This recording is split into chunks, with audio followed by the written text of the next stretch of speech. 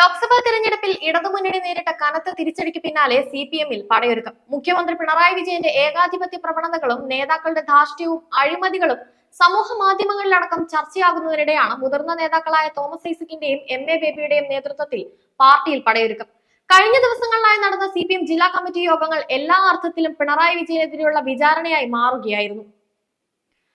പാർട്ടിക്കുള്ളിൽ ഒരു കാലത്ത് VS അച്യുതാനന്ദൻ ഉയർത്തിവിട്ട ഉൾപാർട്ടി വിപ്ലവത്തിന്റെ ചുവട് പിടിച്ചാണ് തോമസ് ഐസക്കും MA ബേബിയും മുന്നേറുന്നത്.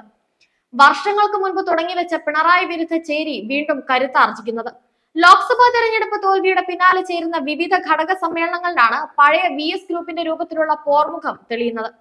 പിണറായിയെ പ്രതിരോധിച്ച് AK ബാലൻ നയിക്കുന്ന കണ്ണൂർ പാർട്ടിയാണ് സമ്മേളനങ്ങളിൽ ഇവർക്ക് മുന്നിലെ പ്രധാന വെല്ലുവിളി. തെറ്റിദ്ധരുത്തൽ മുദ്രാവാക്യവും ബംഗാളിലെ CPM-ന്റെ ചിത്രം ചൂണ്ടിക്കാണിക്കലും വഴി ലക്ഷ്യമിടുന്നത് പിണറായി വിജയനെ തന്നെയാണ്. MA ബേബി ഒരു അച്ചടി മാധ്യമ അഭിമുഖത്തിലാണ് CPM-ലെ സംഘടനാ ദൗർബല്യങ്ങൾ തുറന്നു പറഞ്ഞതെങ്കിൽ തോമസ് ഐസക് ഏതാനും ദിവസം മുൻപ് കടുത്ത പാർട്ടി വിമർശനം നടത്തിയത് ഒരു യൂട്യൂബ് ചാനൽ വഴിയാണ്. സംസ്ഥാന സെക്രട്ടേറിയറ്റിൽ ഇപ്പോഴും മേൽക്കൈയുള്ള പിണറായിക്കെതിരെയുള്ള തുറന്നെതിർപ്പിന് ഇപ്പോൾ കളമൊരുക്കിയതായി ഈ നേതാക്കൾ കരുതുന്നു. തെരഞ്ഞെടുപ്പ് തോൽവിയുടെ പേരിൽ പല ജില്ലകളിലും മുഖ്യമന്ത്രിയെ സ്വന്തം ചേരിയിൽ നിന്ന് തന്നെയുള്ള നേതാക്കൾ റിപ്പോർട്ടിങ്ങിനിടെ വിമർശിച്ചത് പുതിയ നീക്കത്തിന് കരുത്തായി ഇവർ കരുതുന്നു. സംഘടന പിടിച്ചെടുക്കാൻ സെപ്റ്റംബർ മുതൽ തുടങ്ങുന്ന ഘടക സമ്മേളനങ്ങൾ വേദിയാക്കാനാണ് തുറന്നു പറച്ചിൽ ലക്ഷ്യം വെക്കുന്നത്. തിരുവനന്തപുരം മുതൽ തൃശൂർ വരെയുള്ള ജില്ലകളിൽ ബേബി ഐസക് കൂട്ടുകെട്ടിന് കൂടുതൽ സ്വാധീനമുണ്ട്. മലബാർ മേഖലയിൽ P ജയരാജനും എളമരം കരീമും PK ശ്രീമതിയും അടക്കമുള്ള നേതാക്കളുണ്ട്.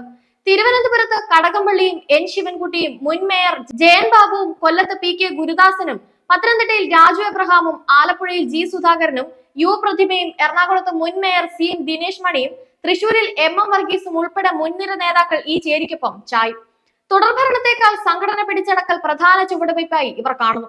കൊല്ലം ജില്ലയിലെ CPM-നെ കെട്ടിപ്പടുക്കുന്നതിൽ നിർണായക നേതൃത്വം വഹിച്ചിരുന്ന ഗുരുദാസന് പോലും തന്റെ നിലപാട് പറയാൻ പിണറായി പ്രഭാവം മങ്ങുന്നത് വരെ കാത്തിരിക്കേണ്ടി വന്നതെന്നത് നേതൃത്വത്തെ പോലും അത്ഭുതപ്പെടുത്തിയിരിക്കുന്നു. കൊല്ലം ജില്ലാ കമ്മിറ്റി അംഗങ്ങളിൽ M നൌഷാദ് MLA-യും മീഡിയ അക്കാദമി ചെയർമാൻ RS ബാബുവും ഒഴികെ എല്ലാവരും പിണറായിക്കും സംസ്ഥാന സർക്കാരിനുമെതിരെ രംഗത്ത് വന്നു. ഇത്രമേൽ കടുത്ത ആക്രമണം ഉണ്ടാകുമെന്ന് സംസ്ഥാന നേതൃത്വം പ്രതീക്ഷിച്ചതേയില്ല.